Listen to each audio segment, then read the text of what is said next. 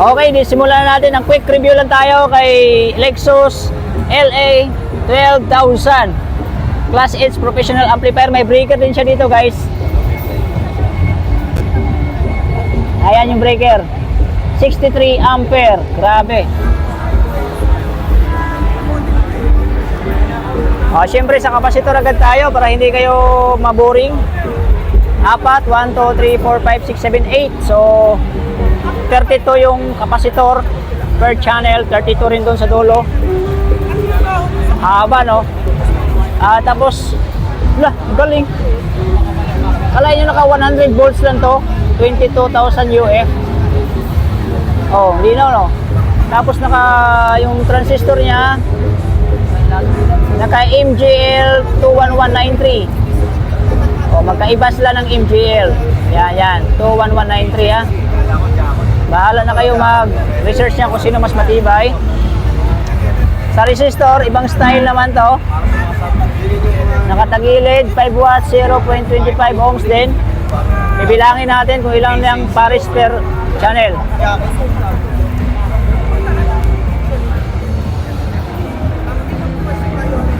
Ayan, ha. Bilangin natin. 1, 2, 3, 4, 5, 6, 7, 8, 9, 10, 11, 12, 13, 14, 15, 16, 17, 18, 19, 20, 21, 22, 23, 24.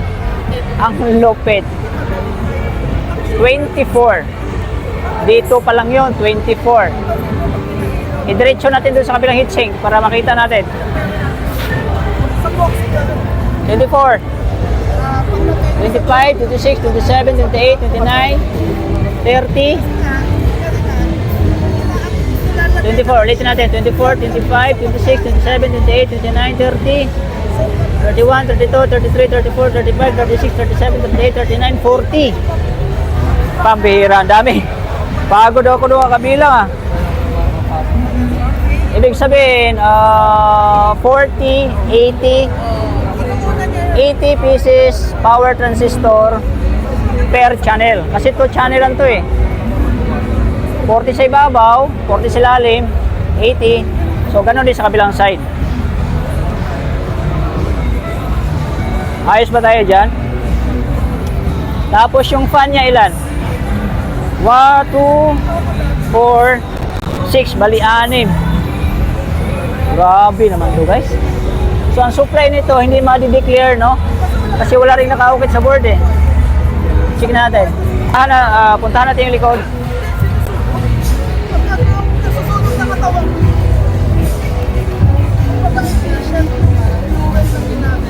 Tingnan nyo, guys, extension lang, dugtong. Ayan, dugtong, yung dugtong papunta dito, ayan, extension lang yan. Ayan, shout out kay John Lee TV, no? Pasupport na lang po ng kanyang channel, guys. Subscribe nyo na lang siya. So ito yung pinakauna nating power amp na nakita sa tanang buhay natin na sobrang haba, sobrang laki. Grabe tong Lexus na to, napakalupit talaga, guys. Sana magustuhan nyo ang vlog natin ito. Makikita nyo sa personal, guys, ang gaganda, pati mga piyesan makita nyo talagang original na original, guys. Sa mga balot pa lang niya. At saka ano to, guys, ang presyo nito ay nasa 165,000 pesos. Ayan, so ngayon, guys, papakita natin ang likod, no? Napakaganda ng likod nito, guys. May 2 input siya, tsaka stooling. Tapos may speakon din na 3 para sa channel 1, channel 2. Tapos mayroon siyang braids na speakon. Tapos kagandahan nito, guys, yung pihitan niya sa likod, yung adjustable, ay nakabaon, hindi po siya nakausli. Kaya hindi siya basta-basta na paglaruan ng mga bata. Kailangan mo pa ng gamitan ng panungkit para mapindot mo ito. Ayan, napakaganda talaga ng Lexus na to. Ayan, may sensitivity siya, 0.775, 1.0 volt, at saka 1.4 braids parallel stereo. May 30 Hz na high pass, at saka 150 Hz na low pass. Mayroon siyang limiter at saka grounding. Di ba? So guys, piniyot ko yung music diyan kasi may nag-uusap private, kaya dinab na lang natin ito, no? Sana nagustuhan niyo ang video ito na review ni RTV Tips sa Lexus na ito. Ganda. Tsaka yung hawakan niya guys, tingnan nyo naman oh. Heavy duty rin. Sobrang tigas din niya ng wire niyan guys. Ito, mayroon siyang kasama ng torque case. May hawakan na 2.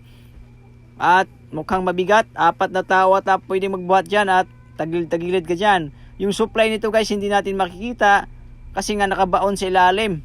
Tinago nila, yun ang pinakasikreto nila guys.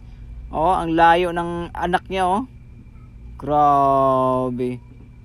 Sana may nakuha kayong idea. Ayan, sa mga nagtatanong kung magkano presyo niyan, 165,000 ito. Sa features ng Tapos ito yung 130. Lexus na ito. Maraming salamat sa inyong support guys. Sana 165,000. Yan. Abangan nyo pa ang sunod kong videos. Ilalabas Mabigat, natin dito. isang Inmax Malinaw na video yung Crown na 4 channel guys. Meron sila. Ito. Yan. 2 klase po yan. Isang 1,000 watts at isang 1,200 watts. Isusunod ko po ito guys sa video na to. Maraming salamat at huwag kalimutan i-subscribe na ating channel. Paki-click ang bell button all para ma-notify kayo sa sunod ko mga videos.